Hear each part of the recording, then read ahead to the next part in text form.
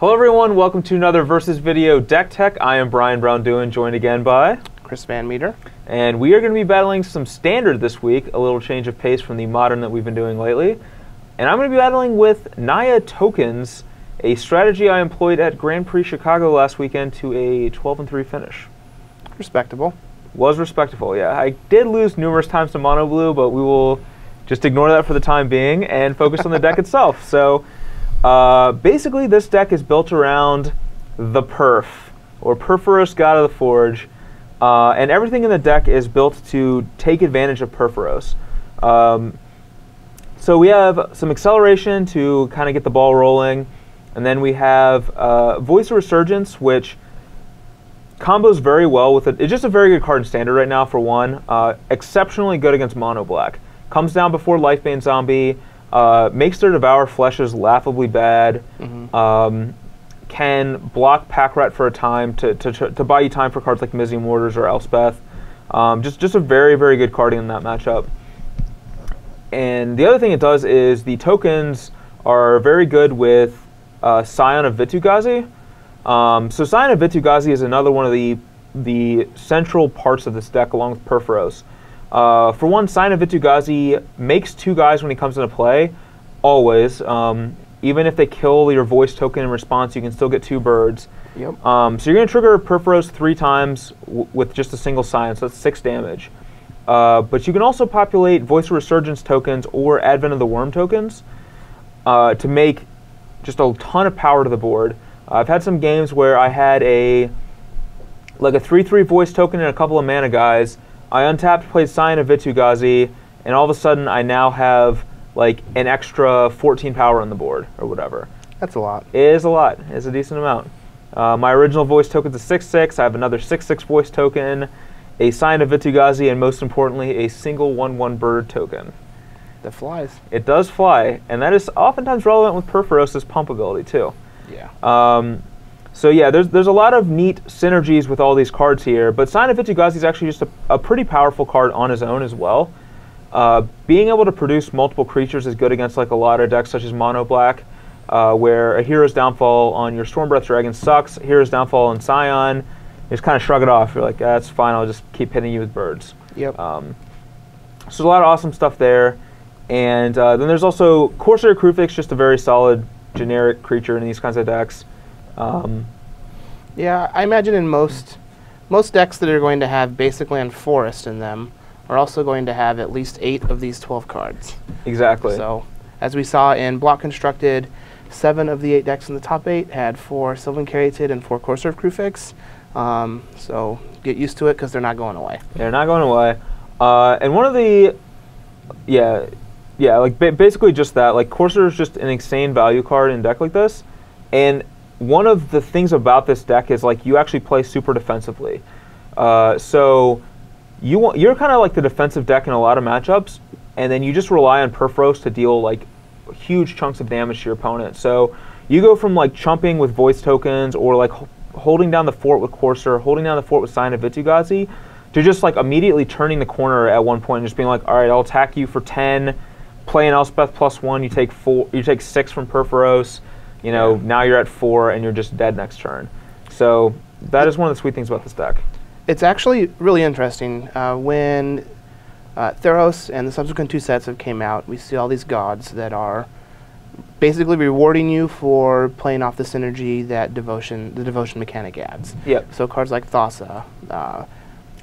The only other god besides this that sees any play just because of the god and his ability itself is Erebos. Right, and that's mostly the life loss.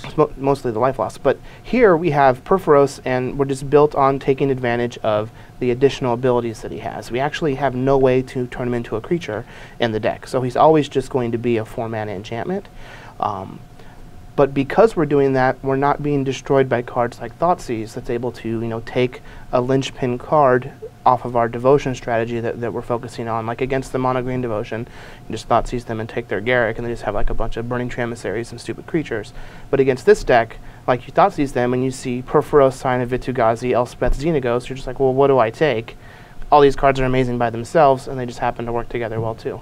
Yeah, and like Perforos does rely on some synergy, but the synergy is every single one of these cards. Yeah. Like So it's not like, you know, a Perforos by himself does nothing, but it's not like you're never going to draw a guy.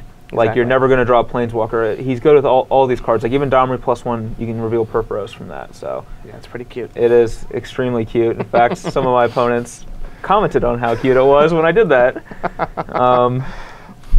And then, yeah. I can't wait until we Birthing Pod into a god. That's what I'm waiting for. That is the nut right there. Yeah. Yeah, like I was saying, we have Planeswalkers too. We have Domri, Xenagos, Elspeth. Couldn't get away from Elspeth for too long. Had to go back to it at some point. Not surprised. Just so good. And Xenagos, kind of wanted a third one, but couldn't figure out what to cut for it, so ended up just playing 2. But Xenagos' +1 is actually extraordinarily powerful in this deck, with cards like Elspeth and Sign of Vitu-Ghazi to provide a lot of creatures in play. Voice of Resurgence is another one. You can actually generate a ton of mana, which is like awesome for overloading mortars, and awesome for activating Perforos' activated ability. In fact, numerous times in the Grand Prix, I drew Perforos for turn with like 5 or 6 lands in play, played it, +1 Xenagos, and activated the ability. Like, and one turn I activated it 6 times the turn I played it. My opponent died that turn, to say the least. So not surprised. Yeah, there's a lot of cool things with this deck. It's actually really good against anything that doesn't have Thassa and Master of Waves. So let's go ahead and take a look at the sideboard and see what options we have there. Alright, so in our sideboard we have a lot of cards that come in against Mono Blue Devotion. The matchup I said was the bad matchup. In fact, on the draw I was often siding in all 15 and still losing. So some work needs to be done in that matchup still, but I'm going to talk about the reasoning behind some of these cards. So Anger of the Gods may seem out of place when it kills our Voices, Sylvan Caryatids, and Elvish Mystics, and all the creatures our Planeswalkers make, and the birds from Sign of Vitu-Ghazi. However, it is actually very good in the deck, surprisingly enough, because 1, you can play around your own Angers. 2, against a lot of decks like Mono Blue, I side out Voices anyway, so no problem there. And thirdly, like Courser and the Scion itself survive Anger, and a lot of times what you can do is go like Xenagos +1, Anger of the Gods, and then you're left with them having no board and you with the Xenagos still in play. And you get to rebuild faster than they do, even though you do sweep away a lot of your own guys. Also, a lot of decks will not expect Anger of the Gods out of a deck like this, because, like I said, we're playing a lot of creatures that die to it ourselves. So they're going to go like, you know, a Crone Crusader into like target it, play another guy, into like target it, play another guy, and we're just going to play Anger of the Gods. They're going to be surprised. It's like the old White Weenie decks playing Wrath of God for the mirror. Exactly. They never see it coming. They never see it coming. 2 Nyx Fleece Rams for burn, aggro decks like red and green-white. I was also siding it in on the draw against Mono Blue, but I'm still unsure if that's correct. Mostly because between Anger of the Gods and Mizium Mortars, I feel like I can sweep their board enough times. I just need to not die. I need to not die to like their Cloudfin Raptor in the meantime or whatever. So that's where Nyx Fleece Ram comes in. Plus, if you have Perforos in play, you can actually attack with your Nyx Fleece Ram. True, and also there's another way. I actually killed my burn opponent with multiple Nyx Fleece Rams on the offense because of Archangel of Thune. Got to play an Archangel, play a land with a Courser in play, pump my team. He did Chain to the Rocks my Archangel, but Nyx Fleece Ram attacked for 1 a lot. So the old 1/6. The old 1/6, they can't beat it. And then there's 2 Deicides. That is 4 Thassa, God of the Sea, 100%, but also kills Attention Spheres, Coursers. I brought it in against a junk opponent who had Coursers and Banishing Lights and things like that. Just a very versatile card in this metagame. Mistcutter is for control decks and Mono Blue. Just really a cut above some of the other options in that slot. And Archangel also for Mono Blue. But Archangel's also good in some other matchups too.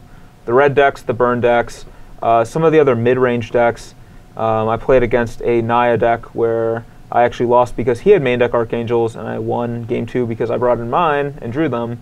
And then he won game 3 because he drew 2 again. So Archangel very good in those matchups. Yeah, definitely no rats were involved, but lots of angels. So yeah, I really think that this sideboard is pretty good. It could definitely be better. I think these Nyx Fleece Rams could maybe be some Banishing Lights to get rid of Master of Waves and Thassa. But overall, I think this deck's pretty awesome. If I had a standard tournament, I would just play it again with some updates because I think it's very good against the metagame, especially the top 8 of the last Grand Prix was 5 Black Devotion decks and 2 Blue-White Control decks, and I feel like this deck is well positioned against both. There. So I guess we'll find out how it does against blue-eye control in this video, though. Hopefully, not very well.